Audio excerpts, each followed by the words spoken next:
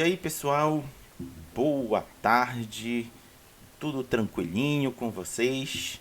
Estamos aqui novamente em mais um RPG com Jambu, que é um podcast aqui bastante pretensioso, com um olhar do estado do Pará para o que ocorre no RPG, principalmente nacional, mas sempre contando com a companhia de pessoas queridas que vivam em outros estados do Brasil. Hoje, diretamente de Brasília, capital do Brasil.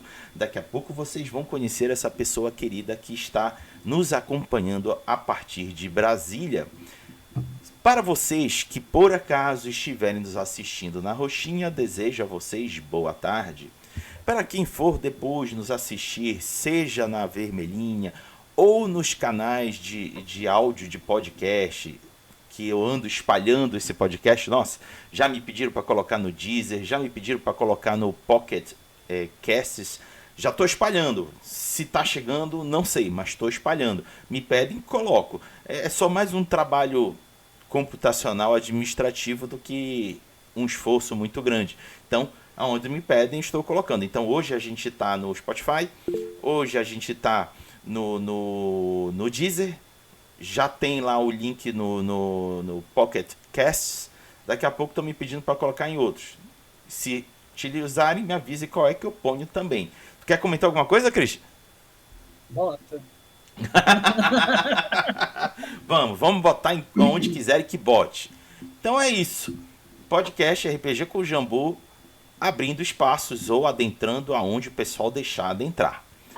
E hoje, para hoje, temos tema novo. O tema, por assim dizer, para hoje é light, comparado com alguns que já pautamos aqui no podcast. O tema escolhido para hoje é: qual é a quantidade ideal de pessoas para uma mesa de RPG? Rapaz, quando me lançaram essa ideia, esse tema, eu fiquei pensando. Isso aí varia bastante. E também depende muito do que se está jogando. Quando eu vi a discussão rolando em torno dessa pergunta, eu vi opiniões das mais variadas e todas elas sendo pautadas por experiências próprias. Então, gente, já adiantando para vocês, não existe uma resposta definitiva. O que existe são experiências que podem servir para cada uma das realidades que estiverem tomando conhecimento delas. E é isso que eu quero trazer hoje para o podcast. Experiências minhas, experiências do Cris e, se possível, do Júlio, que daqui a pouco aparece conosco aqui no podcast. Se não aparecer, não tem problema.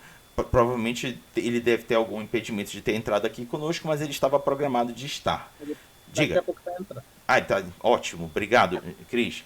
Então a ideia é essa, nós trazermos também as nossas experiências para agregar a vivência de vocês. Esperamos que seja o mais satisfatória possível.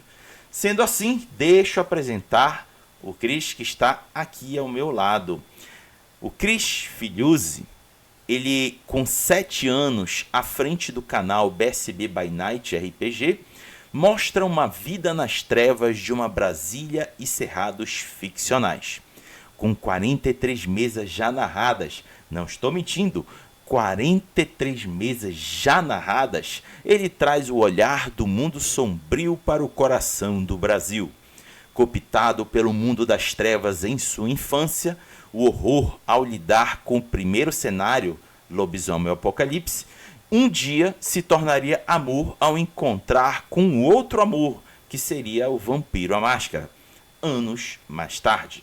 Por ocorrência do destino, se afastou em torpor da paixão e a reencontrou no universo online, na vida das trevas e uma outra vez. Narrou para mais de 80 pessoas ao longo de 7 anos de canal. Vou repetir para ficar bem registrado em vossas mentes. Narrou para mais de 80 pessoas ao longo dos 7 anos de canal e eventos presenciais. Ele vem contribuindo com apresentações de cenários secundários de Mundo das Trevas, até mesmo criando um cenário dentro do cenário, com atualizações que nunca acontecerão. é idealizador de um universo interligado onde mesas se conectam ao megaplot do canal, dando aos jogadores e público uma história incrível para se maratonar e apaixonar, ou quem sabe até odiar. Espero que não, porque aí você vai precisar rever aí os seus conceitos, porque o que o Chris faz é show de bola. Mas continuando, histórias essas que continuam a permear as noites do RPG no YouTube. Então, esse moço garboso, um ursão carinhoso, vai dizer um olá para vocês. Tá contigo, Cris? Oi, gente, muito obrigado, Hagen. Foi difícil escrever esse texto, meu Deus, que difícil. Eu nunca escrevi nada sobre mim. Além de falar, oi, eu sou o narrador do canal RPG, de RPG, BSD by Night RPG, e é isso. Então, pensar sobre a minha trajetória foi difícil. Veio dados aí que eu nem sabia que tinha. Fui parar para pensar, para ler, né? Todo o histórico do canal. Então é isso, mais de 80 pessoas já passaram pelas mesas do BSD by Night, tanto no stream, né, quanto nos eventos presenciais que acontecem aqui em Brasília e que a gente já esteve presente. Então, eu falei, meu Deus, quanta gente. Aí eu fui contar, eu sempre faço token dos meus jogadores, né, por exemplo. E aí eu fui olhar aqui no meus arquivos quantos tokens tem de pessoas que já passaram pelo canal. E tem 80. Certinho. E fora as pessoas de eventos que a gente narra, né? Pessoas que a gente nunca vai ver de novo. Então, mas às vezes a gente tenta até copiar. Mas eu acho que dá umas 100 pessoas. Muito bom. Então, E é isso. Bom, o Raga já falou sobre mim. Eu sou lá do BSB da Net RPG. Comecei no RPG muito cedo e eu odiei. Eu falei, que merda, eu quero jogar Mortal Kombat. Porque meu primo narrou pra gente nas férias, eu não vou me esquecer, acho que foi 2002, que toda a minha família, por parte de pai, a gente viajou para o Espírito Santo. E a parada primeira é em Belo Horizonte, onde a minha tia, a filha mais velha da minha avó, morava. Então a família se reuniu ali e de lá a gente seguiu para o Espírito Santo. E nessa parada, meu primo falou, tem uma coisa muito interessante aqui, né? E ele colocou ali Lobisomem terceira edição, se eu não me engano. Ou segunda, não sei, mas acho que já era a terceira. E aí eu achei aquilo horrível. Porque o cenário de Lobisomem ele é muito mais gore do que os outros, né? Porque é isso, a carnificina rolando ali em todos os lugares. Cara, que negócio nojento, por que eu vou entrar num lugar desse que tem sangue, olhos, vísceras? Ah, isso é muito ruim. Não quero jogar mais isso. E anos depois eu fui conhecer o Vampiro à Máscara e eu me apaixonei, achei incrível. E aqui vem até hoje, como o Haga disse, essa é a trajetória. E aí eu joguei muito tempo no presencial, porque não tinha a tecnologia que a gente tem hoje para jogar online, era por fora. E nem todo mundo tinha internet em casa. Eu não tinha. Então, para falar que eu não joguei nenhuma parte online, eu joguei pelo Orkut, uma comunidade que a gente tinha, mas era algo muito mais interpretativo, porque não tinha dado para ser rolado.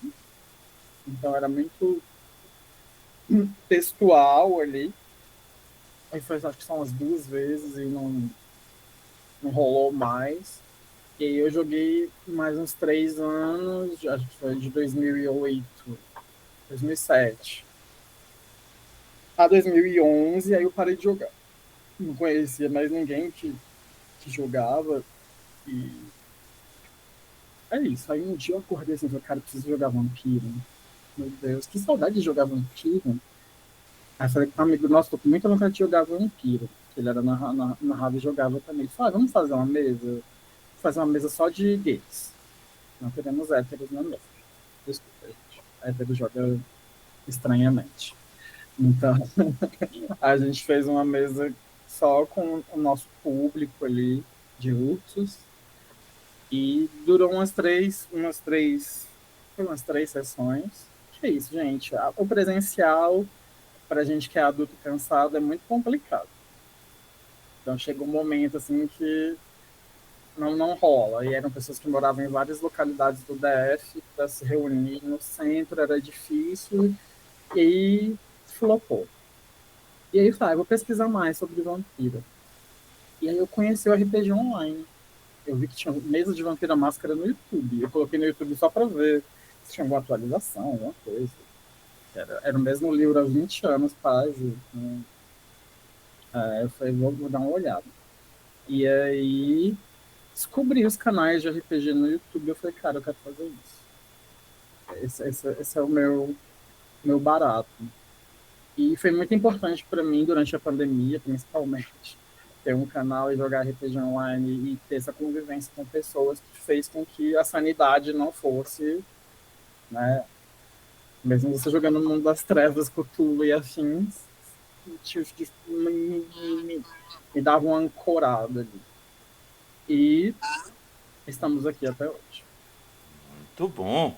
Então tá aí Cris Filhuse, um dos integrantes aqui do debate, representando o externo do estado do Pará. E aqui, chegado para se juntar conosco, está o nosso representante paraense. Ele se chama Júlio César Chicama. Com mais de 2 décadas dedicadas ao mundo dos RPGs, ele se solidifica como uma figura icônica na cena paraense. Sua jornada começou nos anos 90 com o clássico First Quest, abrindo caminho para várias outras aventuras. Mas o verdadeiro marco dele é o mundo de Ananor, um cenário autoral meticulosamente criado e apropriado desde o ano 2000. Ananor é o palco para suas campanhas medievais, que atualmente contam com 4 grupos distintos, somando quase 30 jogadores. Essas campanhas, embora independentes, compartilham cronologia e o mesmo cenário. Portanto, existe interação rica e complexa entre as mesas. Além disso, de sua contribuição como mestre e criador de um grande cenário, ele se tornou cofundador da Associação Dungeon Belém, que é um espaço dedicado à promoção e desenvolvimento da cultura do RPG na região metropolitana de Belém. Atualmente, ele ocupa a vice-presidência da associação, reforçando seu compromisso com a comunidade e o futuro do RPG no Pará. E quando falamos em futuro, ele se coloca completamente verdadeiro, sabendo que ele faz ocasionalmente oficinas infantis de RPG na cidade. Júlio, dê um oi aí pra galera. Fala galera, boa tarde, tudo bem? É um prazer mais uma vez estar participando do podcast RPG com Jambu. Bom, o Raga já me apresentou para vocês. Eu me chamo Júlio Chicama, eu já narro RPG já faz algum tempo. E eu me coloquei à disposição desse tema justamente por conta do número, né, de jogadores, que eu achei muito legal, que é o número ideal. E como eu já tenho uma experiência com grupos pequenos, com grupos médios, até grupos grandes de RPG, aí eu queria dar minha dose de contribuição para esse tema. Muito bom. Como vocês podem ver, essas duas figuras têm experiências em narrar para grandes grupos e volumes grandes de pessoas jogadoras dentro dos seus cenários de jogo, seja o BSB by Night, seja o Ananor. Então a gente, como eu falei no começo, nós vamos aqui coletar experiências e vivências dessas duas pessoas para compartilhar com vocês, pois a pergunta a ser respondida, e eles já vão responder, é: qual é a quantidade ideal de pessoas para uma mesa de RPG? E para começar a responder, eu peço que o Júlio o faça. Júlio, mande bala. Bom, vou dar minha humilde opinião aqui. Aí depende muito do estilo de jogo, qual é o tipo de imersão que você quer estar proporcionando para o seu grupo de jogadores. Por exemplo, se você está numa narrativa bem imersiva, por exemplo, com temas de terror, de suspense, eu acredito que um grupo menor de jogadores, até 3 jogadores, é interessante para o narrador ter total controle da sua narrativa, da experiência dos jogadores e da imersão deles dentro do jogo. Agora tem tem temas que eles pedem um número maior de jogadores, até mesmo porque pela complexidade de personagens que acabam se tornando peças fundamentais para o desenvolvimento da narrativa, exigem um grupo maior. Exemplo, um RPG medieval, onde você tem várias classes de personagens e as classes elas acabam de alguma maneira colaborando para o desenvolvimento da narração que o mestre está se propondo a fazer. Então, um grupo muito reduzido vai faltar algumas classes importantes para essa narrativa. Então, é interessante que tenha aí pelo menos, vamos lá, cinco jogadores. E tem até aqueles grupos assim de aventuras que querem que realmente o grupo está mais preocupado na realidade com a parte de confraternizar, de encontrar amigos, entendeu? Então esse tipo de narrativa que tem esse perfil, sobretudo one shot também, eu acho que que cabe um grupo maior. Atualmente eu estou narrando 4 campanhas, né? Como o Raga falou, e assim cada grupo tem o seu perfil de campanha. E um deles, por exemplo, ele é um grupo que eu percebo que, devido aos jogadores já têm alguns anos já jogando juntos, existe um lance de amizade já profundo entre eles, então eles não funcionariam tão bem em outros grupos. Então eu consigo colocar todos no mesmo grupo. É um grupo assim, que tem 9 jogadores. Entretanto, no mesmo cenário, eu tenho um grupo que tem chega no máximo 5 jogadores se for todo mundo. Na verdade, assim, eu narro para 4 pessoas em média para esse outro grupo. Porque a narrativa pede isso. Tanto o perfil do grupo, no off, né? Quanto a narrativa no on mesmo, dentro do jogo mesmo. Não sei se eu estou conseguindo me fazer claro, mas o que eu quero dizer é que algumas narrativas elas pedem realmente um número reduzido de jogadores, tá? Pela imersão, pela experiência, tá? E pelo perfil off do grupo. E alguns grupos pedem um número maior. Um outro exemplo, já passando a palavra, que eu percebo assim que um número menor funciona muito legal, é RPG de investigação, tá? Se você já tiver a oportunidade de narrar, colocando pistas para um determinado grupo de jogador desvendar algum tipo de mistério, seja ele qual for, se você está com um grupo muito grande, a amplitude de raciocínio também se torna maior e o jogo acaba tendo uma dificuldade muito menor para ser concluído, entendeu?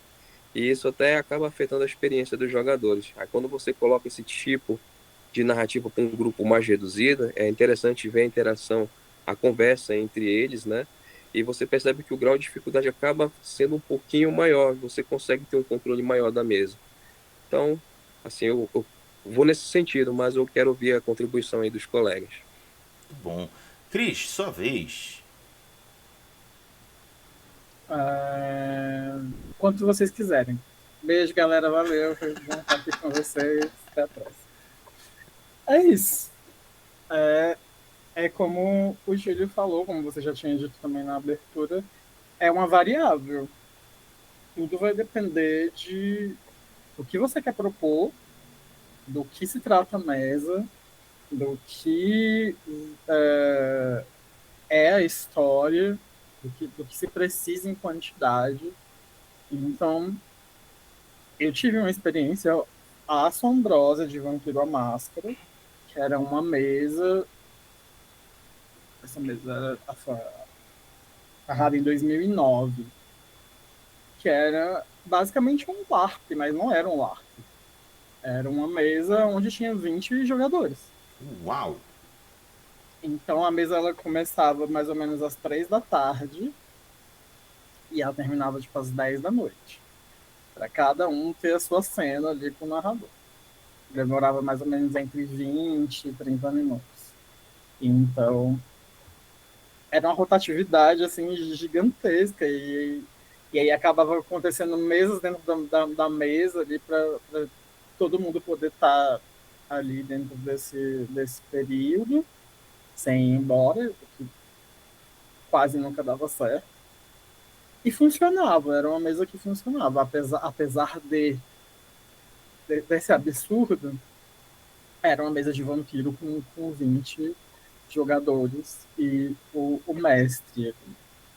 E então eu já passei por algo assim e já passei por mesas que era para uma pessoa. Eu narrando para uma pessoa só.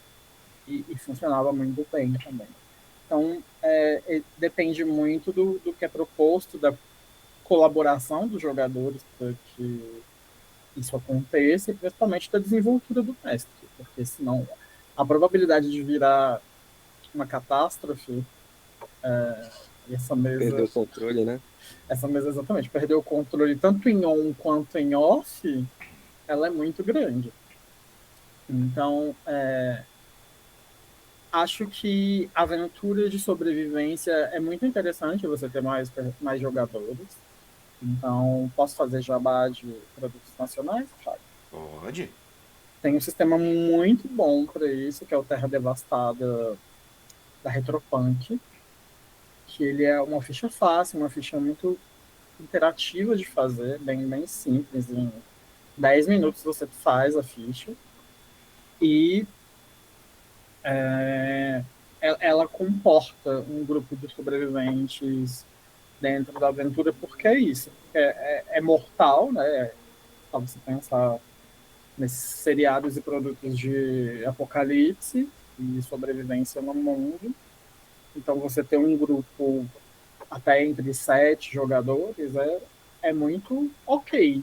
Não sai, não, você não perde ali o controle, porque a gente está vivendo um perigo e uma tensão a todo momento. Então, dá. Agora, você pegar uma coisa que exige muito mais roleplay, colocar acima de 5 jogadores, isso já começa a perder um pouco eu digo até um pouco a qualidade da mesa, como o Júlio falou, vai se ficando um pouco mais fácil das coisas irem acontecendo, porque você tem mais pessoas ali, mais gente fazendo teste, então os desafios que você vai propondo, eles perdem um pouco a dificuldade quando você tem um grupo menor. Eu já fiz isso, eu fiz um Mesa de Mundo das Trevas com 8 pessoas online, mas eu tinha um propósito fundado para isso, tinha um porquê disso. Foi caótico um pouco, mas acontece. Lá no BSB eu tenho muita sorte de ter um grupo muito colaborativo, que é um grupo já antigo que a gente joga, então a gente consegue fazer as coisas darem certo, mas para um narrador que não tem uma experiência, ele tacar uma dessa, como eu já participei de mesas assim, é muito delicado, é muito complicado. Então é isso, é uma variável, vai depender do que você quer, do que você vai propor, da sua necessidade. E também tem uma opção muito interessante, que é você jogar sozinho. Existem sistemas por aí que te possibilitam que você seja tanto o narrador quanto o jogador, que é o sistema de tabelas. Então as tabelas vão dando possibilidades para você, e você pode jogar RPG sozinho, se você quiser, que é muito interessante. Deixa eu aproveitar. Vocês falaram coisas interessantes e vai muito de um equilíbrio de expectativas e relacionamento entre a pessoa que está narrando e as pessoas que vão jogar a aventura. Precisa, primeiro, a pessoa narradora saber quais são as suas fortalezas e as suas fraquezas no processo de narrar uma aventura.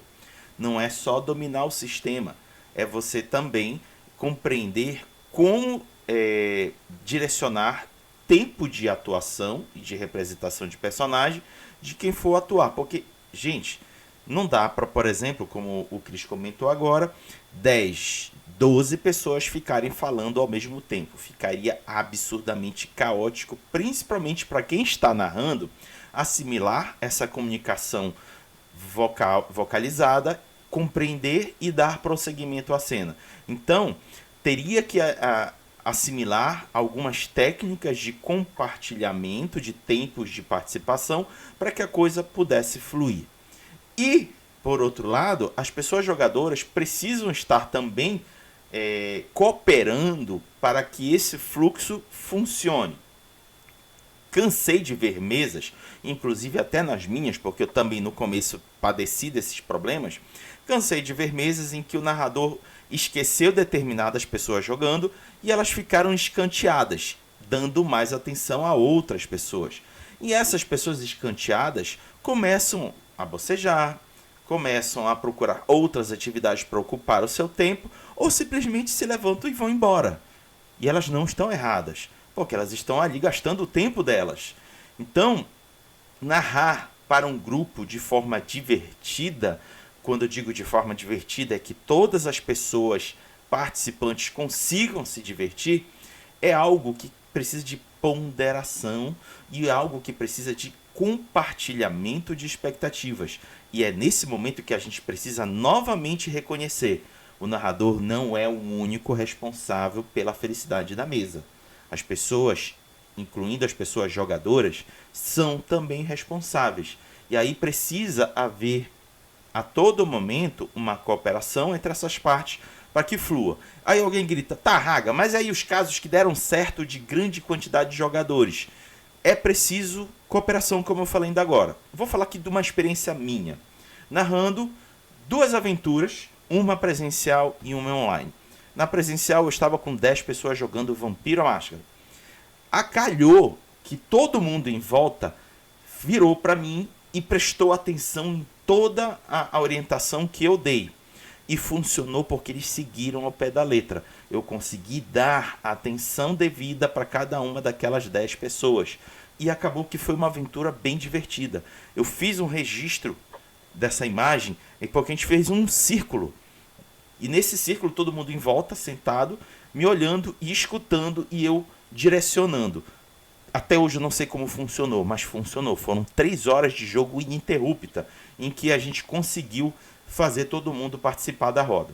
Num outro momento, já foi no Belém by Night, em que a gente fez um Elysium com vários personagens envolvidos. E só funcionou porque eu me vali de uma opção tecnológica do Discord em que ele me permitia apagar a presença de tela de quem estivesse com a câmera desligada. Tem uma opção lá no Discord que ele tira da tela quem está com a câmera desligada, só ficando presente quem estava com a câmera ligada. Então eu combinei previamente com todo mundo dizendo: olha, quem não estiver na cena desliga a câmera. Aí todo mundo desligando. Aí chegava o momento de alguém entrar na cena e dizia: fulano, fulano, fulano, pode ligar as câmeras. Eles automaticamente apareciam. E pasme, deu certo. Por quê? Em ambas as partes houve uma comunicação prévia. Houve um acordo inicial para que tudo desse certo e todo mundo concordou.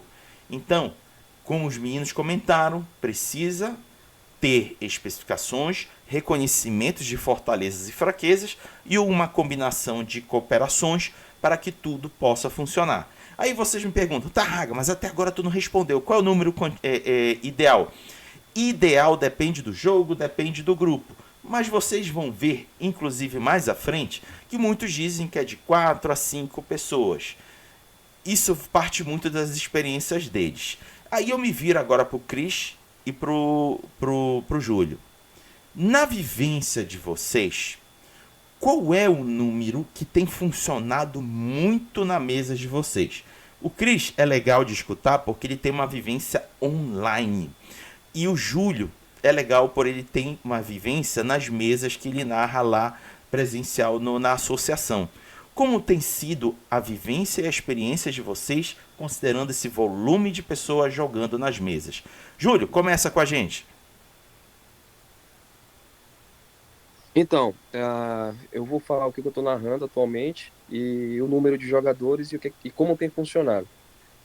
Nas campanhas medievais, eu estou com um grupo que eu até nomeei para me organizar nos grupos de WhatsApp por estação, né? Que são 4 grupos: o grupo outono, inverno, verão, primavera. O grupo primavera é o mais numeroso, são 9 jogadores. O menor grupo é o grupo inverno, que tem atualmente acho que 4 jogadores, tá? Eles funcionam particularmente bem porque é o perfil do grupo, entendeu? Aquele perfil da primavera, ele é um grupo ele funciona bem com um grupo maior. Quando tem um grupo reduzido, quando vão somente 4, 5 participantes, não é a mesma coisa, entendeu? Agora, quando vão todos, a gente percebe que a mesa flui até melhor, entendeu? Já o outro grupo, que é o grupo verão e o grupo inverno. O verão também, que é o grupo novo, quando vão muitos, a gente percebe que todos ainda estão pisando um pouquinho em ovos, assim, ainda não funciona tão legal ainda. Talvez por falta também até mesmo de intimidade entre os jogadores, como é uma associação, nesse grupo alguns ainda estão se conhecendo. É, mas quando a gente percebe que vai um grupo menor, vai um grupo assim de 3 jogadores, teve na última mesa, devido a uma grande chuva que teve aqui, que é bem particular de Belém, apareceram somente 2 jogadores. E a mesa fluiu pra caramba, a gente evoluiu muito, assim, aconteceu muita coisa no jogo. Então, assim, esses são meus perfis de grupo, né? Mas eu faço one shot. One shot eu sempre limito até 5 jogadores, tá? Quando eu não conheço o perfil do grupo, quando eu não sei quem é que vai jogar, eu tenho só a minha campanha, eu coloco lá o release da campanha e convido os jogadores. Eu não sei quem vai entrar, então eu já limito, coloco 5 pessoas no máximo, assim, porque é o número que eu acredito que dá para me controlar, independente de quem for participar da mesa. Então, assim, repetindo. O grupo que eu conheço eu já sei o número que funciona bem, entendeu? Independente do grupo maior ou não, mas assim, devido ao perfil dos jogadores, eu já sei como é que funciona. Tem grupo que funciona bem com 9 jogadores, tem grupo que funciona bem com 5 jogadores, tem grupo que funciona bem com 12 ou 3 jogadores. Agora, a one shot presencial, aquelas mesas que realmente eu não sei, eu vou pela aquela base comum, aquilo que comumente dá certo, que é no máximo 5 jogadores. Eu coloco 4 ou 5 jogadores e é assim que eu faço, presencial. Muito bom. Cris, suas contribuições. Ah, geralmente, como eu narro online, então a internet ela tem um limitadorzinho, né? Para não ficar engasgando ali. Então, geralmente as minhas mesas elas vão com 4 a 5 jogadores, ah, em geral, não a maioria delas, quer dizer, a maioria delas, tendo algumas exceções. E às vezes eu gosto de dar uma pimentadazinha, então eu trago uma participação especial que ali a gente chega a 6 jogadores. Por exemplo, na minha mesa de Hunter, de Caçador Quinta Edição que eu estou narrando, estilo máfia, somos 8 jogadores. Mas nem sempre os 8 estão presentes. Então tem um layout ali que funciona de 5 até 8 jogadores, para quando essas pessoas puderem vir, estar ali. Como é uma mesa mais mortal, a gente está lidando com humanos que estão lutando contra as trevas, então a possibilidade de se perder um personagem é muito grande. Então, essa mesa em especial no canal, ela é a que atualmente a que tem mais jogadores. Mas geralmente eu limito a 5 jogadores no máximo, podendo trazer uma participação especial a 6. Para mim funciona bem.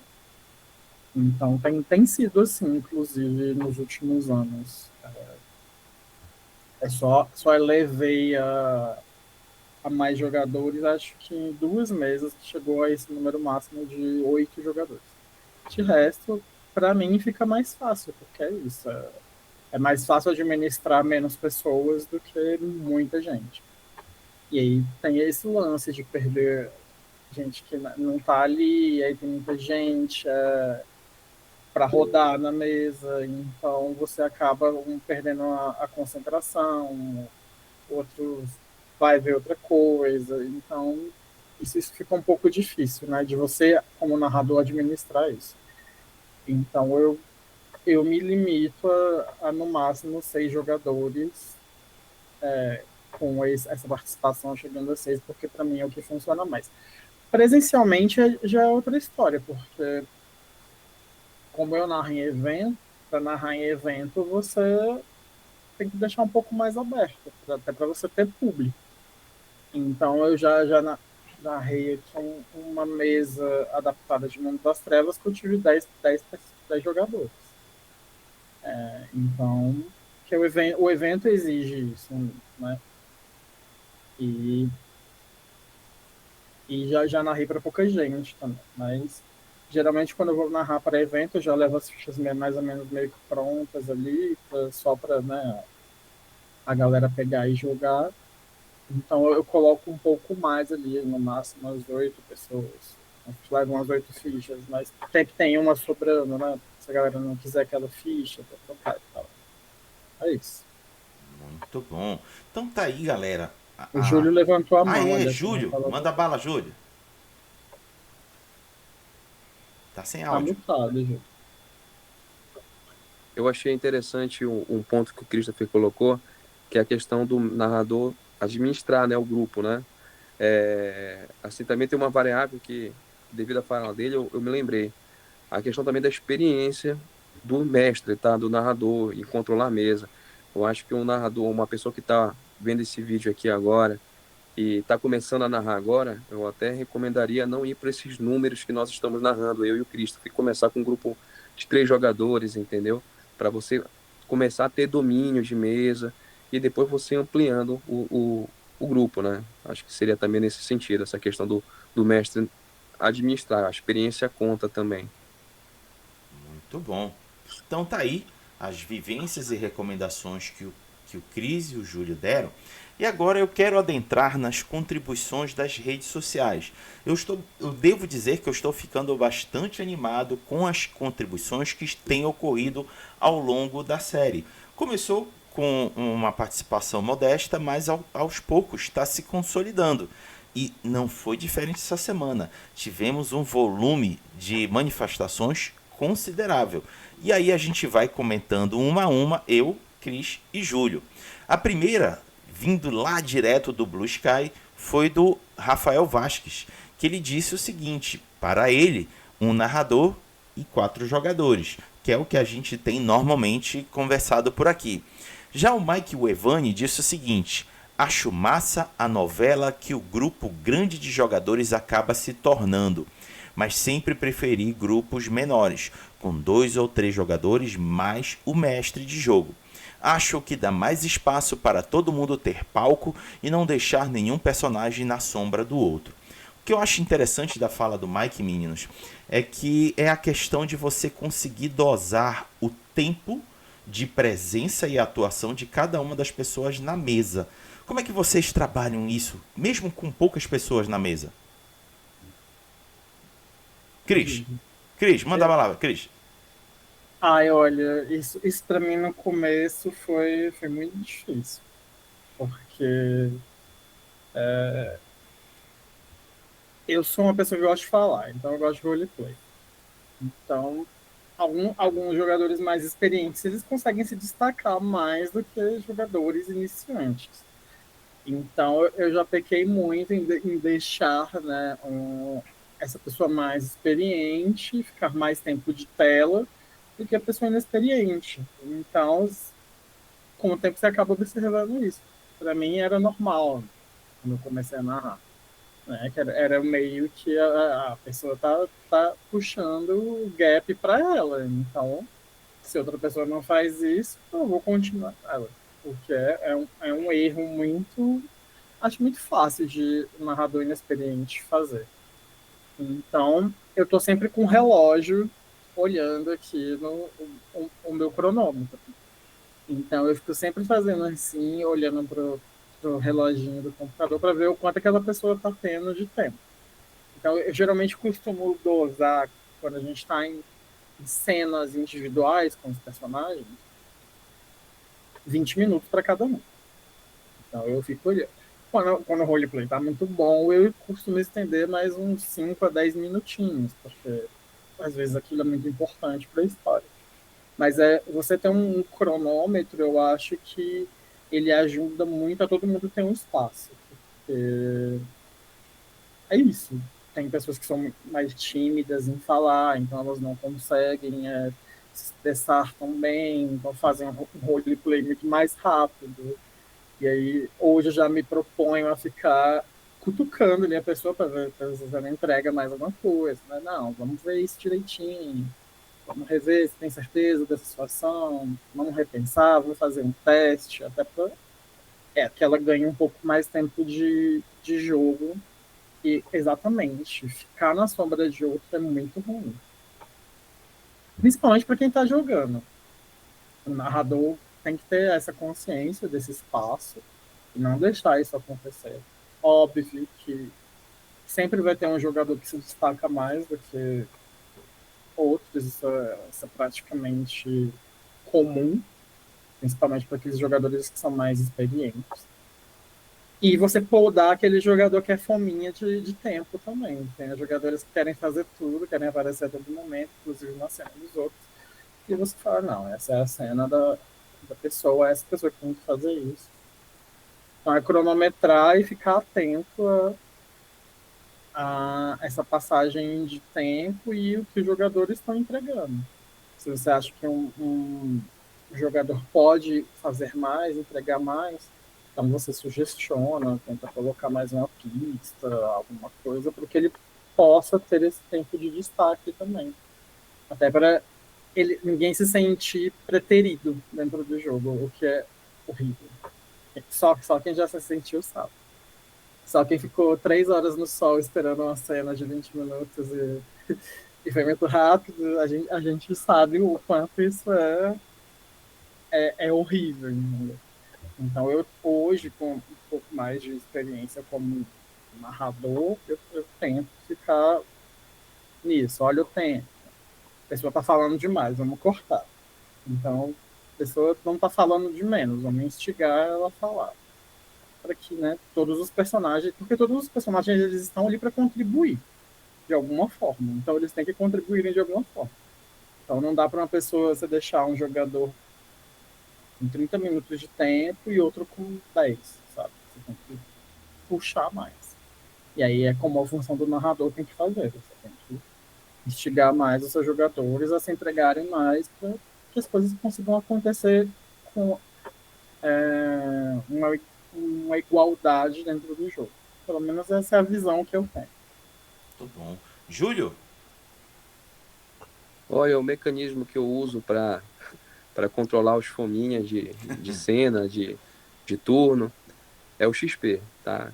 Eu sempre coloco, olha, é a vez do personagem X tá na cena, atuar. Então, assim, a partir do momento que a pessoa não está respeitando isso, ela vai perceber, meus jogadores sabem, eles vão perceber isso na distribuição do XP, que é uma forma que eu uso para penalizar eles quando eles não estão colaborando para o andamento da mesa. Quando é que eles não estão colaborando?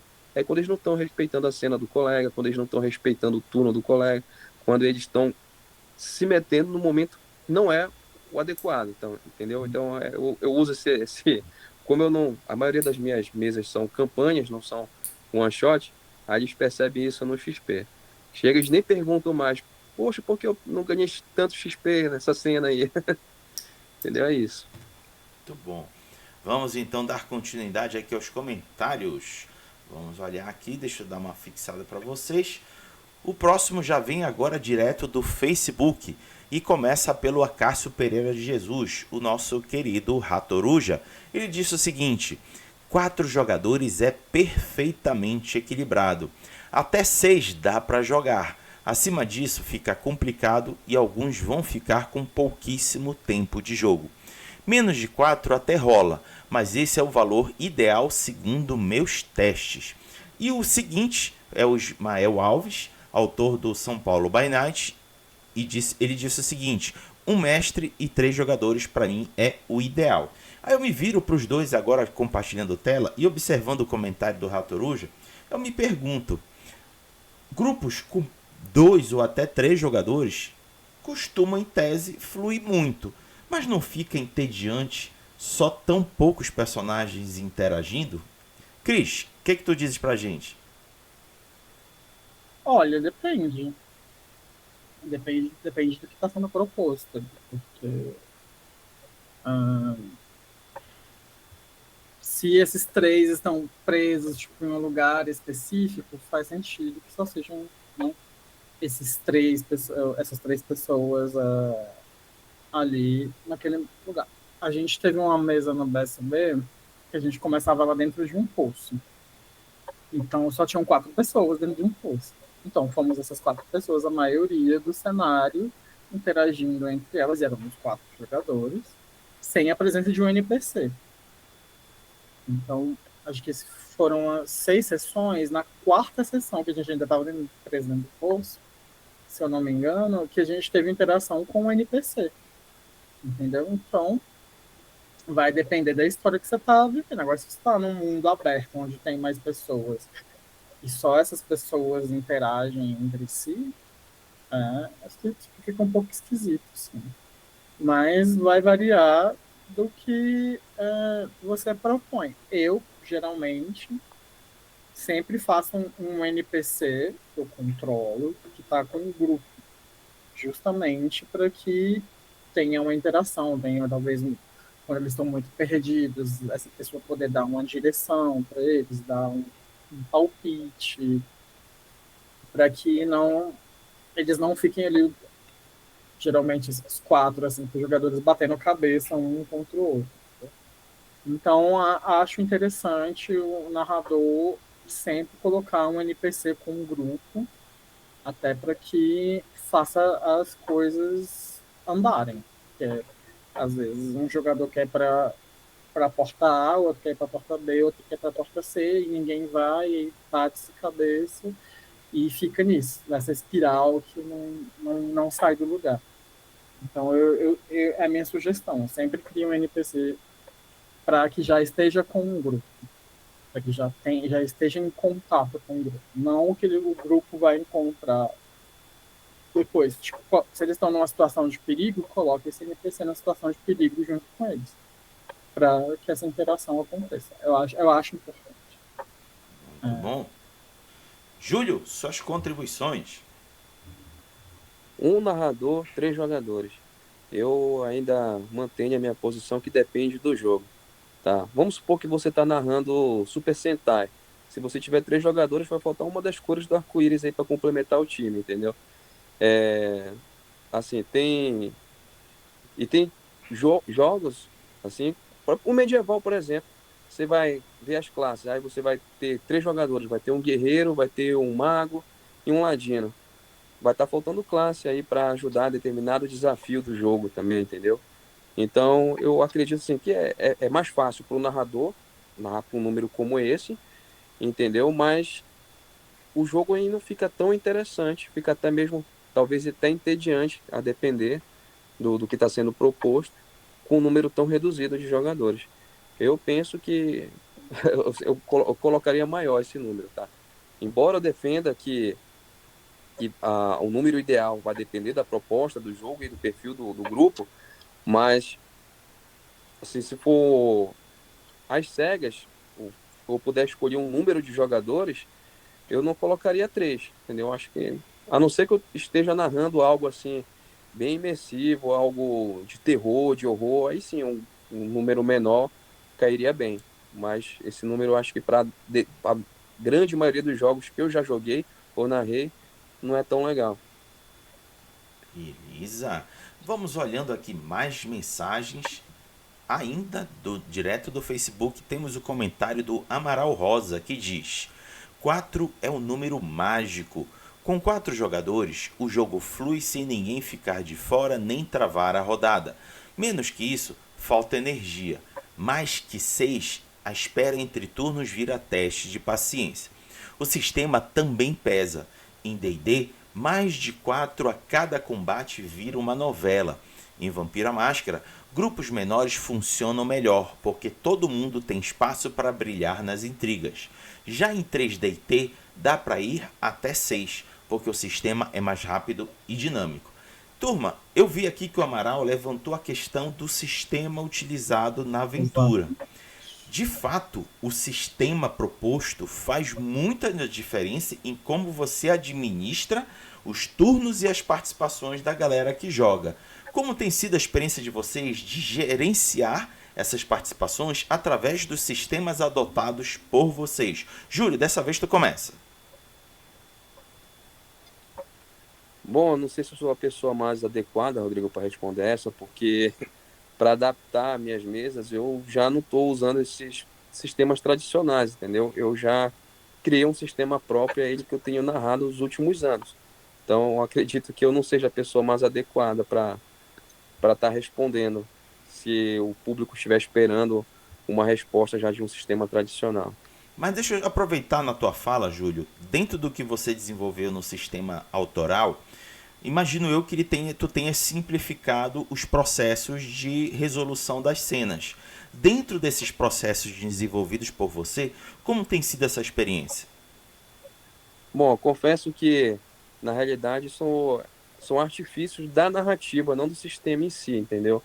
Então, eu verifico primeiro algumas situações no on, dentro do jogo, e algumas coisas fora. No on, o que é que eu observo?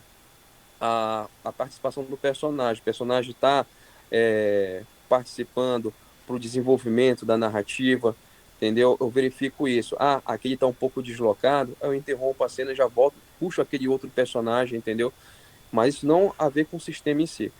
E o padrão em off que eu observo é a questão do interesse do jogador.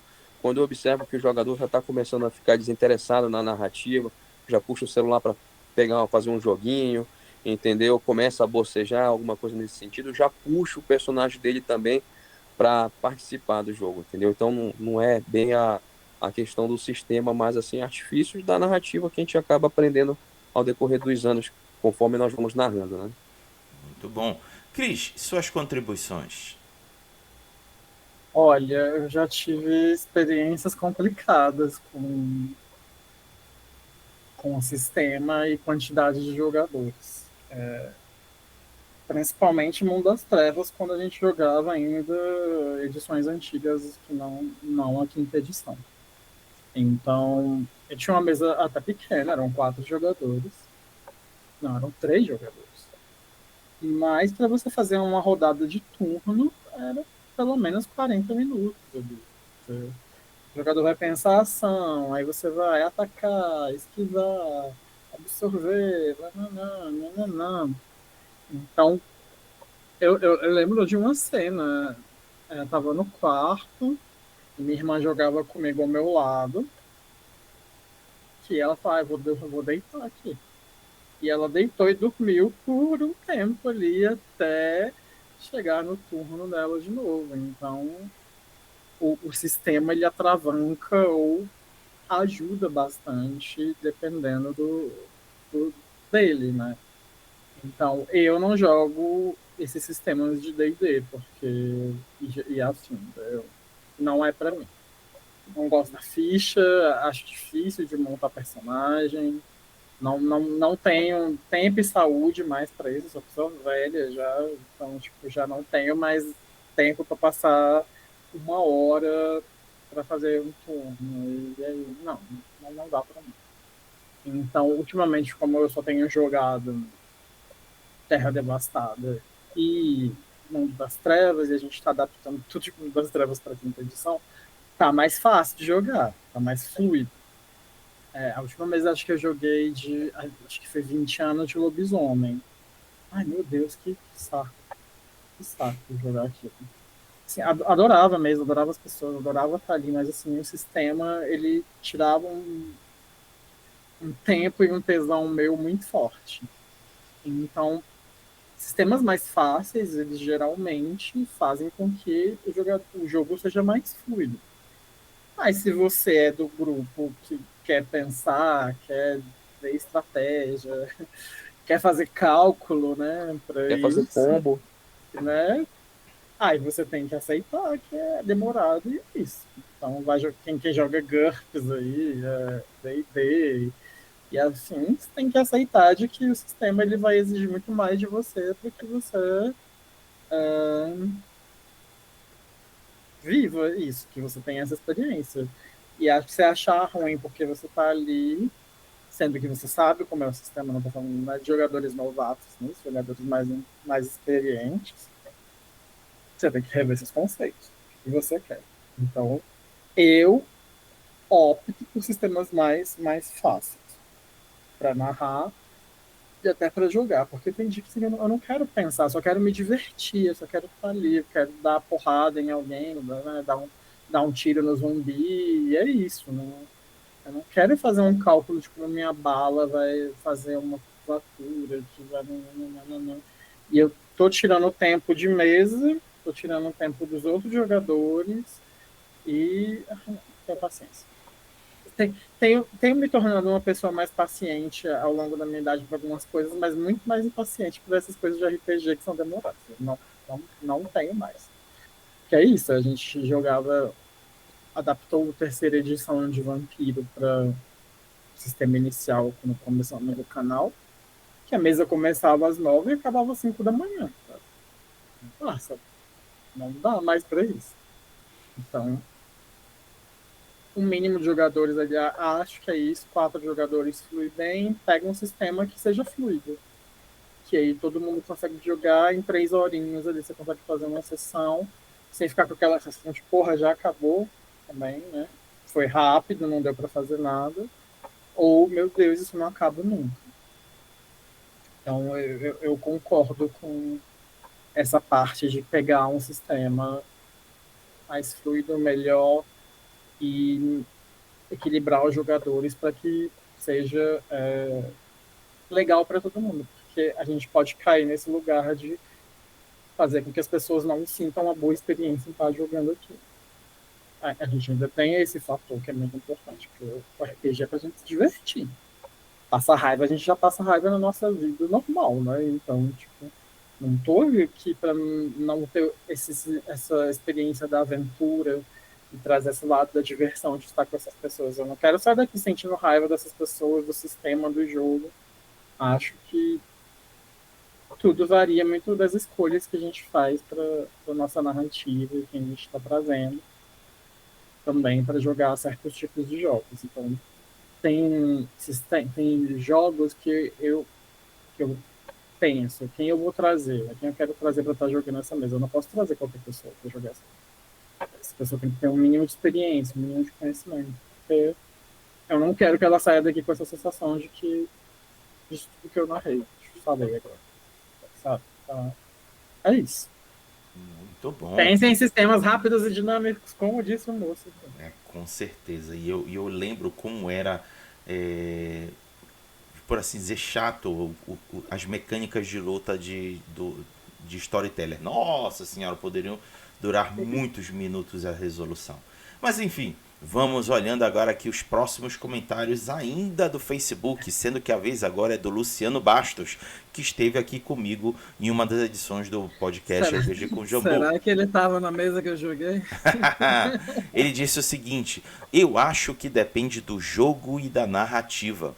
Joguei uma mesa com 2 mestres de Vampire com 19 jogadores, nossa, na Associação Santista de RPG, que foi muito divertida.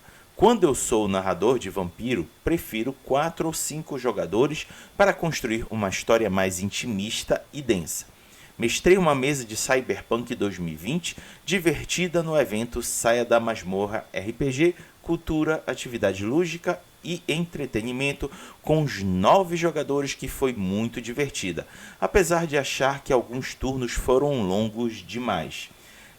Uma coisa assim, o que o Luciano comenta aqui, a gente já perpassou, mas volta aqui numa questão que é a gestão do tempo de participação.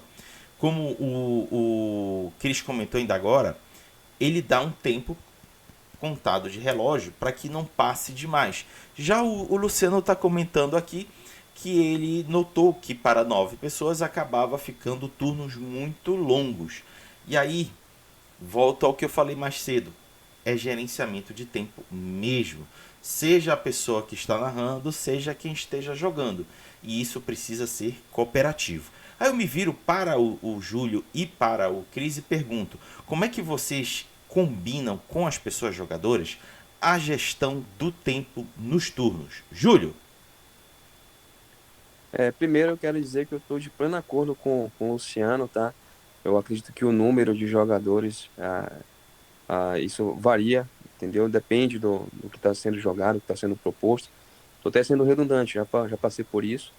E com relação aos turnos, eu converso com os jogadores sempre no início de cada campanha, entendeu? Como é que funciona a narrativa, como é que funciona, inclusive, a distribuição do XP. Então, essa questão da invasão do tempo do colega, esse desrespeito, às vezes, com o turno de algum jogador, e isso tudo, o jogador é penalizado com a falta de algum XP que ele poderia ter ganho no final da sessão de jogo, entendeu? Então, esse é o artifício que eu utilizo. Muito bom. E você, Cris? Olha, eu nunca demarquei um tempo de turno ali, por exemplo, principalmente quando a gente pensa em batalha, né? O turno é muito sobre batalha. Então, nunca dei um delimitador. Mas quando a gente está em cena coletiva ali sobre uma investigação, sobre alguma coisa, eu demarco 5 minutos no meu relógio. Que é para as pessoas conseguirem pensar, fazer um teste, ver se vai usar algum poder, alguma coisa desse tipo. E já passo para a pessoa. Não deixo o IC, sabe? Eu sou muito inciso nisso. Fez isso, não vai fazer mais nada. Vamos ver o colega aqui agora. E assim eu faço até que a gente feche a cena ou volte para a primeira pessoa na qual eu perguntei. Então eu deixo ali um limite máximo de 5 minutos, mas não falo, você tem 5 minutos para fazer isso e isso. Porque às vezes pode passar um pouquinho e pode ser mais rápido. Muito bom. Dando continuidade agora, nós vamos para as respostas enviadas através do Threads. E do Threads, em primeiro, temos o Companhia dos Heróis, que disse o seguinte: 4 jogadores e um mestre, ou seja, 5 pessoas. 5 jogadores ainda funciona se os jogadores forem experientes. Mais que 5 jogadores fica lento demais. Menos que 4 jogadores, o mestre precisa começar a fazer algumas modificações. Da fala daqui da Companhia dos Heróis, eu quero destacar que ele mencionou que jogadores experientes viabilizam o fluxo da narrativa. É realmente isso, meninos? Os jogadores experientes ajudam de fato na gestão do tempo? Cris?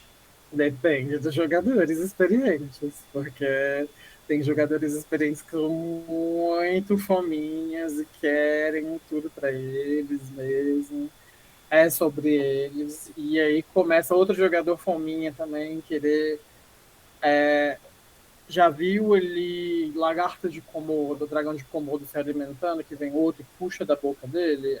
É um pouco parecido com isso. Então, vai depender, assim, se a galera tem uma comunhão muito legal, se são pessoas que já se conhecem, né, em mesa, eu acho que flui. Eu tenho essa experiência no BSP. A gente tem um grupo de jogadores que praticamente estamos jogando junto há 5 anos. Então a gente consegue fluir. Não tem esse puxa daqui, puxa de lá. Mas já passei por mesas como jogador, que jogadores experientes ficavam tentando puxar tudo ali para ele. Já vi isso em live, achei assim uma coisa horrorosa de se ver como jogador e narrador, um personagem interferindo na cena do outro para que puxasse esse negócio para ele. Então, você acaba destruindo aquela narrativa a depender desses jogadores experientes. Mas se a galera está em comunhão e em acordo com o que está acontecendo na mesa, ela flui muito gostoso. E aí também pode ficar lento, dependendo do tipo de jogador experiente que você está tendo. Muito bom. Júlio? Eu faço as palavras do Cris as minhas, entendeu? Os jogadores experientes, às vezes, mais atrapalham do que ajudam, tá? Sobretudo os combeiras, aqueles que querem mostrar tudo que tem na sua ficha no turno. Às vezes, não é nem a falta de respeito com o turno do colega, mas é não pensar nas consequências das suas ações que vão influenciar nas ações dos colegas deles que estão jogando, entendeu? Então, afetando a experiência de quem está jogando diretamente. Então, portanto, essa questão do jogador experiente depende do jogador, entendeu? Eu já vi jogadores experientes, como o Cris também já falou que viu, na verdade, mais atrapalhado que ajudar. Muito bom. Dando continuidade aos comentários do Threads, vamos olhar o próximo, que é do By Marcolino, que disse: entendo que, no geral, 5 pessoas, um mestre e 4 jogadores. Isso levando em conta que cada jogador irá preencher um dos tropos clássicos de personagens, mas isso é relativo. Nada impede que um jogador tenha mais de um personagem ou mesmo um personagem multiclasse. Isso pode fazer que um mestre mais um jogador já seja funcional. Inclusive, joguei mais de ano assim e rodou legal. Ou seja, ele está propondo aqui uma interação de uma pessoa narrando e uma pessoa jogando com vários personagens. E aí eu lembro da fala ainda agora não, já tem um tempinho do Chris, que jogando os sistemas de um oráculo, que são aquelas tabelinhas, ajuda a conduzir uma aventura direcionada de forma aleatória, narrada de forma aleatória, que é tal como nós conhecemos o RPG solo, ou quando jogar em grupo é o chamado RPG colaborativo ou cooperativo, em que a função de narrar ela passa a ser através de resultados aleatórios. Aí eu me viro para vocês dois. Funfa bem a gestão de tempo dos personagens quando é conduzido de forma aleatória? Júlio, começa aí com a gente. Então, Raga, primeiro eu queria dizer que eu gostei bastante aqui desse comentário, tá? Eu não consigo ler quem foi que escreveu, é By Marcolino, né? Que ele fala aquilo que eu concordo muito, que é a questão de cada jogador preencher um dos tropos clássicos dos personagens, entendeu? Isso colabora muito para a narrativa do mestre. Com um grupo muito pequeno não dá para preencher, entendeu? Então, desculpa, eu estava lendo a mensagem dele e você fez a pergunta. Pode repetir, Raga? Posso? Eu perguntei na questão de quando ele propôs uma pessoa narrando e uma pessoa jogando com mais de um personagem. Ou seja, uma interação de um para um, mas que acaba sendo conduzida por uma variedade de fatores em cena de jogo. Interessante. Realmente eu não tinha pensado... Tudo que eu argumentei até aqui, eu não tinha pensado num cenário como esse, entendeu? Eu estava considerando sempre um jogador interpretando um único personagem. Também não considerei multiclasse. Alguém falou também sobre multiclasse aí também, né? Que eu acho que sim, se for pensando nessa linha aí de raciocínio, aí você consegue ter um número ideal nisso que ele está colocando aí, 4 jogadores e um mestre. Tá? Então, de acordo com o que está sendo colocado. Cris? Não sou capaz de opinar. Eu nunca tive uma experiência dessa, então é algo novo para mim, de ver dentro de um jogo um jogador interpretando vários personagens. Eu nunca joguei assim e nunca narrei assim. Então eu não sei responder essa pergunta. Eu posso contribuir um pouquinho. Quando eu joguei pela primeira vez o For Against Darkness pela Retropunk, que é um RPG solo, a gente joga com 4 personagens. E eu tenho que admitir que conforme o oráculo do sistema lá do For Against Darkness ia ditando os caminhos e os desafios, eu meio que ficava mentalmente conversando entre os 4 personagens.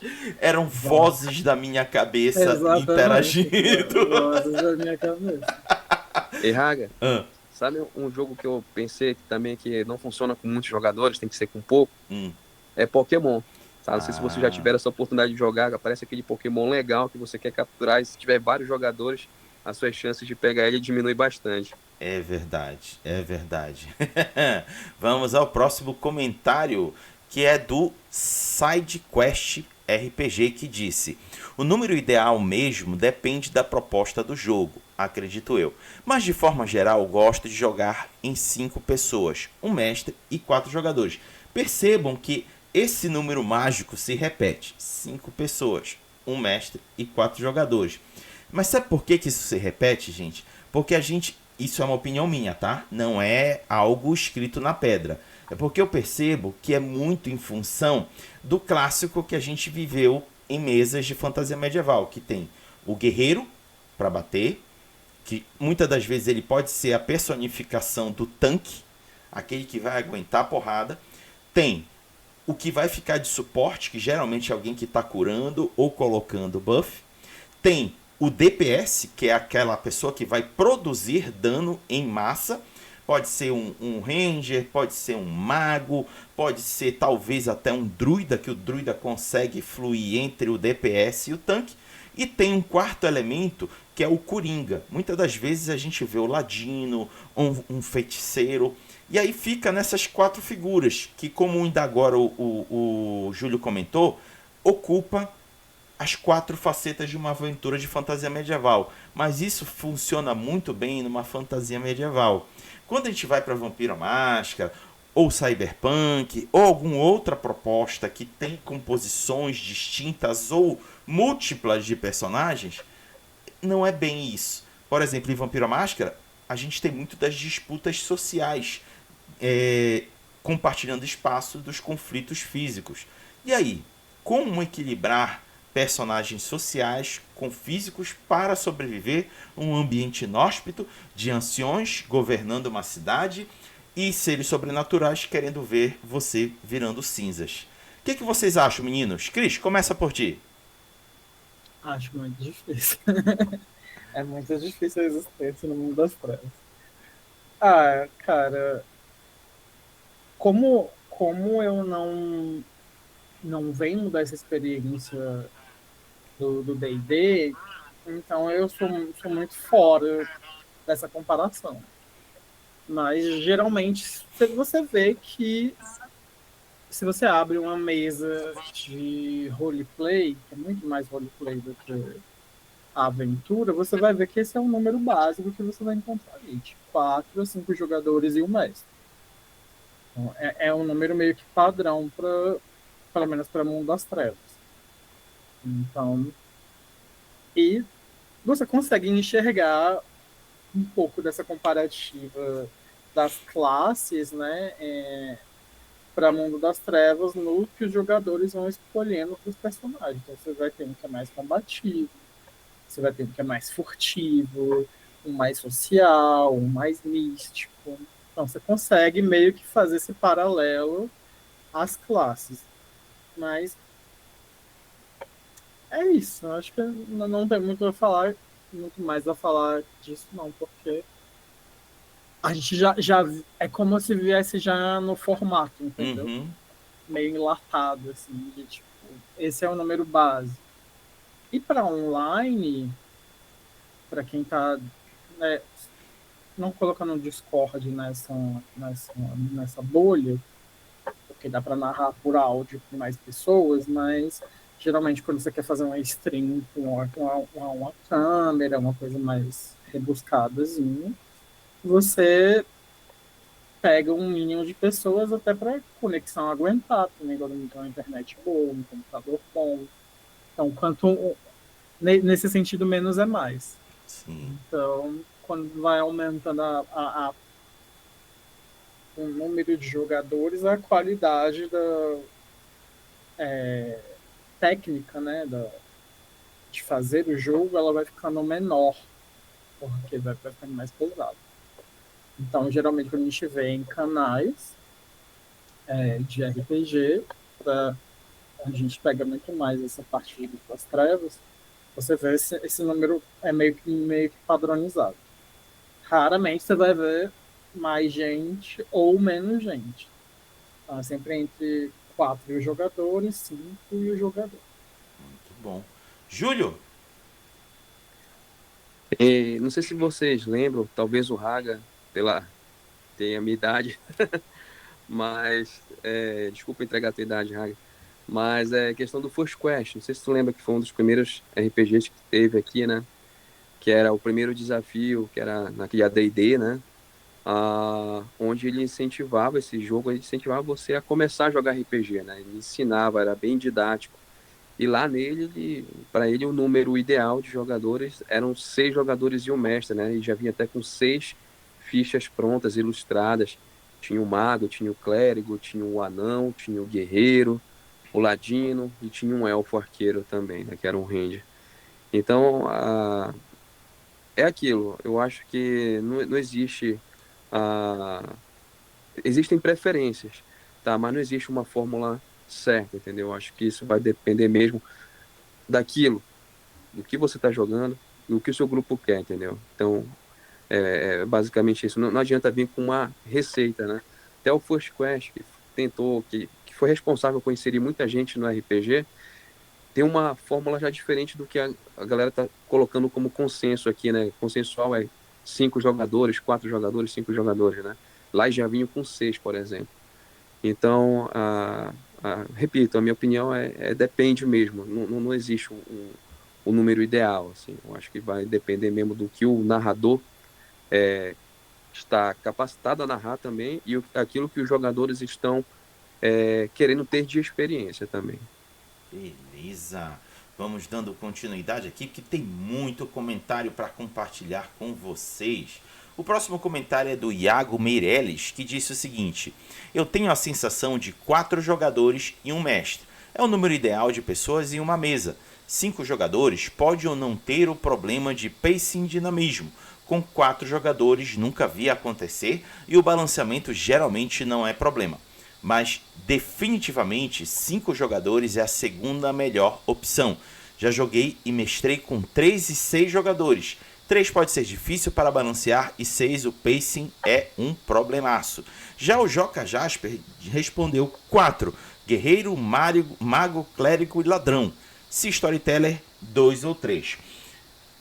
Eu me viro para vocês dois aqui e falo, vocês não acham que está muito influenciado, como eu citei ainda agora, por essa formação clássica da fantasia medieval? Que, como ele está aqui exemplificando, guerreiro, mago, clérigo e ladrão. Temos o tanque pelo guerreiro, temos o suporte pelo clérigo, curando, temos o DPS mágico, que é o mago, e o DPS físico, que é o ladrão. Ou seja, temos uma composição clássica de sustentação de equipe para desafios múltiplos à frente. É muita influência da fantasia medieval, vocês não acham? Acho. Diga lá, Cris. Acho sim. Acho que vem bem latado ali. Se você pega o exemplo de Caverna do Dragão, você já tem ali, né, os 5, basicamente, né? Uhum. Então, mas nem todos aqueles 5 são meio que jogáveis. Então você vai pelo guerreiro, pelo mago e tal. E é o que a gente já tinha falado, você tinha falado meio que na resposta anterior. Sim. Um sistema muito legal para jogar, que dá para você jogar de 3 jogadores, que é muito parecido com o medieval, é a Lenda dos Cinco Anéis. Uhum. Porque as classes são reduzidas. Então você vai ter, são todos samurais, né? Mas tem o samurai que vai ser um feiticeiro, tem um samurai que é um cortesão e tem um samurai que é um guerreiro. Então dá para é isso, não tem mais além disso. Essas são as classes. E aí você pode fazer uma mesa nesse estilo medieval com apenas 3 jogadores, que ela flui muito bem. Então você vai ter uma pessoa que é a pessoa da magia, a pessoa que é do social e a pessoa que é da porrada. Então, inclusive é um RPG muito bonito, muito gostoso de jogar. Eu recomendo bastante para quem já está saturado dessa medievalidade tolkiana, né? Dos elfos, nananana, é você ir para o Oriente e pegar a Lenda dos Cinco Anéis, que traz uma mitologia completamente diferente. Ela é um pouco mais genérica porque ela absorve todo da Ásia, né? Ela é mais Japão, mas ela ainda traz elementos de China, Coreia. Ai, meu Deus, aquela onde tem o monastério lá na montanha, eu esqueci o nome que faz. Tibete, sabe? Tem umas coisas assim. Então, é um RPG muito legal, mais elaboradinho, mais rebuscado, e ele faz meio que uma fusão, se você olha bem para ele, de ficha, de D&D e Mundo das Trevas. Então, para quem tem experiência em um ou em outro, fica mais fácil de você aprender a jogar. Então, eu até recomendo. Muito bom. Até para você sair desse lugar tão branco, né? Como D&D e conhecer outras culturas. Eu não sei se tem algo assim, algum jogo assim relacionado à África. Eu sei que tem jogos com temáticas africanas, mas eu nunca joguei, então não sei se o sistema é meio parecido. Mas para você sair desse lugar e conhecer outras opções, é interessante você explorar outros RPGs medievais que não bebam dessa mesma fonte do D&D. Júlio. Tá mutado, Júlio. Obrigado. Eu acho que os comentários realmente estão baseados muito realmente na fantasia medieval, né? Especialmente no D&D. E pelo fato de ser acho que talvez um dos RPG mais jogados, talvez o mais jogado, né? Por exemplo, nós temos aqui, Cris, uma associação em Belém de RPG. E nessa associação nós temos atualmente 52 associados. Temos mesas de RPG todos os dias. Alguém deve estar jogando lá na nossa associação nesse exato momento. E nós temos o controle das mesas, dos agendamentos do espaço, né? E a gente percebe que mais da metade dos agendamentos são para mesas de D&D, entendeu? São mesas medievais. Então acredito Coitados. que é, Poxa, então, então acredito que a galera ela tá se baseando na resposta desse número ideal com base no medieval mesmo, com base no D&D. Mas existem outros cenários, outras propostas, outros jogos. Legal as recomendações que o Chris deu, entendeu? Então que os números são de jogadores são diferentes, entendeu? Assim, para você ter uma experiência melhor, tá? Então é isso, Rodrigo. Muito bom. Agora a gente vai para os últimos comentários vindos diretamente do WhatsApp. Vou já aqui compartilhar para vocês. O primeiro foi do Israel, que disse: para mim será entre 3 a 5 jogadores. Já o William Queiroz disse: mestre mais 3 jogadores é perfeito. Com 4 ou 5 ainda flui. Acima disso, bagunça. Já o Thiago Nilander disse: 3 ou 4 jogadores na mesa está ótimo. A melhor interação entre os personagens jogadores e melhor manejo de tempo e atenção do mestre entre os jogadores para não parecer injusto, principalmente quando tem um jogador novo. Mestre que consegue manejar 5 ou mais é fora da curva. Já o Bruno Rafael disse: mínimo de 3, máximo de 6. Já a Viviane Silva disse: gosto de narrar e jogar em grupos menores, principalmente se o sistema for mais crunch. 3 a 5 está ótimo, mas para evento a gente aceita até uns 7 na mesa. tenho denúncia mentirosa. Você jogou uma mesa com 8 jogadores. Ao vivo. Denunciando a Vivi aqui. Viviane, você está denunciando. Olha, o Nilander também, tá? O Thiago Nilander, ele joga em 2 mesas minhas e todas que ele joga tem mais de 6 jogadores. Olha! Denúncias, apresentamos denúncias. Denúncias aqui. ao vivo, depois rola DR. O Elvis Cunha disse: entre 3 e 5 jogadores, 4 é o número da harmonia. Já o Brenner Melo disse 4 a 5 sem contar o mestre. Já o João Pedro disse 3 a 4, 5 ou mais vira baderna se não tiver uma boa organização. E para fechar, o Jonathan Cisco William disse 4 ou 5 jogadores presentes, 6 ou 7 para ter uma margem de quórum de no mínimo 4. Aqui cabe um comentário interessante citado pelo Cisco. Vocês já agendaram com mais pessoas do que realmente precisa para uma mesa ativa de RPG? Eu já fiz isso, viu, gente? Para garantir um mínimo de diversão jogável, eu combinava com 6. Aí já contava que pelo menos um ia faltar. Às vezes, com frequência, eram 2 que faltavam e a mesa ficavam só com 4 pessoas jogando comigo. Vocês se valem desse subterfúgio ou são true mesmo? Cobram da galera, vocês têm que aparecer! Cris, tá contigo. O Júlio tinha levantado. Então vai, Júlio. Eu vou passar pra ele. Não, essa questão do quórum eu achei interessante de falar, sabe? É porque, assim, existem eventualidades, imprevistos, né? As pessoas podem faltar. E como eu narro campanha, eu sempre conto com a falta de pelo menos um jogador, entendeu? Então essa questão do quórum é importante, assim, eu achei legal ele levantar que você bota um número maior, mas esperando que vá pelo menos aquele número ideal. Eu não gosto de narrar, sinceramente, para menos de 4 jogadores. Eu só confirmo mesa, eu faço a enquete, qual é a data da nossa próxima sessão. Eu só confirmo mesa quando tiver pelo menos, no mínimo, 4 confirmados, entendeu? Senão eu não confirmo. E mesmo assim, eu ainda espero vir 5 ou 6 confirmarem, porque eu conto com esses imprevistos, entendeu? De faltar um jogador, pelo menos. Uhum. E você, Cris? Cara, não. Eu sou muito azarado. Então pode ser que venha todo mundo, sabe? Que eu chamei pra mesa nesse sentido. Então eu prefiro limitar ali. Quando eu quero narrar para quem já não está jogando, porque às vezes a gente satura de estar jogando sempre com as mesmas pessoas ao mesmo tempo, a gente precisa oxigenar como a gente faz campanha em stream, oxigenar as pessoas, porque as pessoas começam a ver as mesmas pessoas interpretando sempre, são sempre os mesmos jogadores em todas as mesas, basicamente, fica um pouco meio pé no saco.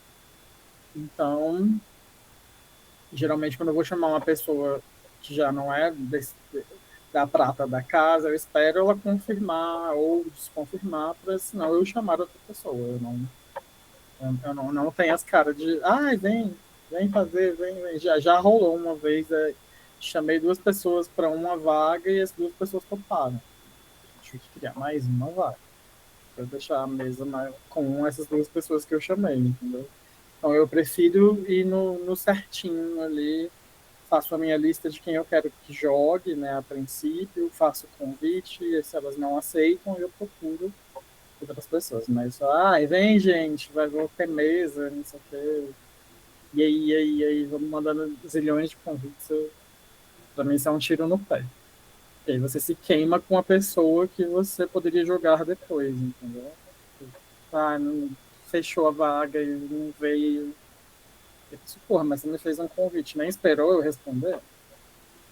Sabe? Então, eu preciso deixar no limite de que eu sei ali quem vai poder vir para ficar tudo certo e ninguém ficar com raiva de ninguém. É muito bom. Então é isso. Inclusive, já me tiraram do meu jogo. Então, até um fator. Me convidaram e esqueceram que me convidaram na mesa. Nossa! E aí eu vi a mesa rolando e eu falei, ué, eu não ia jogar essa mesa. Aí eu falei, e aí? Esqueci que você ia jogar. Entendeu? Então, tipo, isso pega muito mal.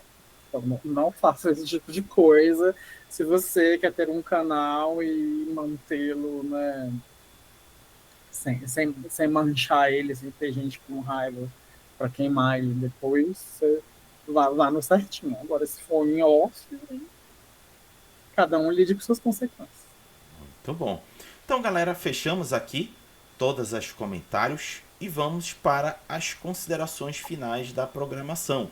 É o momento que o Júlio e o Christopher vão fazer suas considerações finais sobre o tema geral desse episódio. Vão dizer onde é que a galera pode encontrar eles atuando, narrando as aventuras deles e dizer um até logo, a começar pelo Chris. Bom, eu mais uma vez aqui enchendo o saco de vocês. Obrigado pelo convite, Raga. Sempre bom estar aqui. Eu narro no BSB by Night RPG, que é meu canal, e estou me aventurando em uma campanha fora do canal, que é coisa que eu não fazia há muito tempo, que é narrar em outro canal, lá no Flecha Mágica, que é o canal do Guilherme e da Renata. Então, se vocês quiserem lá dar uma olhada, estou narrando Hunter lá, e no BSB eu estou narrando Caçador também, Vampiro, e vou voltar agora com a mesa de ciganos, polêmica, mas é um sistema que eu gosto muito, de Mundo das Trevas. Acho que tem muita coisa interessante para ser aproveitada lá, e muita coisa para ser descartada também. Então a gente fez o descarte do que não funciona, e a gente deu uma atualizada ele para a quinta edição, e a gente volta aqui com a nossa crônica de Ravnos, que são humanos Ravnos, não são vampiros Ravnos. Longa história, vão estudar para entender. Que volta na próxima segunda, acho que 17. Então, estou narrando esses 3 por hora. Acho que devo estar narrando mais alguma coisa que está em ato. E tem uma mesa de Mago Ascensão, quinta edição adaptada, que ele adaptou para a quinta edição, o sistema de Mago, que é narrado pelo Paulo lá. Então, é a única mesa que eu estou jogando no momento como jogador. As outras eu estou narrando. E é isso. Acompanhe a gente e acho que segunda-feira a gente tem mesa. É isso. Muito bom. Para fechar, Júlio. Então, Rodrigo Hagabashi, muito obrigado pelo convite. Uma honra estar participando de mais um RPG com o Jambu. Cris, foi um prazer te conhecer. Vou procurar mais aí as tuas mesas, tá? E a galera que está interessada a conhecer um pouco mais sobre as minhas campanhas de RPG, sobretudo aqui de Belém, Recomendo pesquisar no Instagram a Dungeon Belém, @Dungeon Belém, que é a nossa associação, que eu tenho a honra de ser o vice-presidente hoje. Lá eu estou narrando todas as minhas campanhas. Eu não tenho perfil pessoal, mas se você quiser bater um papo direto comigo, eu tenho um arroba da minha banda, Morfina Punk, _Belém, aí você pode procurar lá também, tá bom? Mais uma vez, muito honrado de estar participando. Muito obrigado, Raga.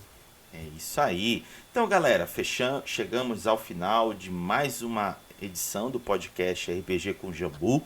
Quero agradecer ao Cris e ao Júlio por terem estado aqui compartilhando suas vivências e experiências em torno desse tema, sobre a quantidade de pessoas numa mesa de RPG. Agradeço a quem nos assistiu, seja na roxinha, na vermelhinha ou nas plataformas de podcast. Vocês é que fazem esse podcast perdurar por tanto tempo. Sim, já estamos em 25 episódios. Vamos ver se a gente chega nos 50. Estamos aqui para isso. Agradeço a todo mundo e, para finalizar, tradicionalmente peço para que o Cris e o Júlio, junto comigo, digam tchau, Lilica. Tchau, Lilica. Tchau, Lilica. Tchau, Lilica.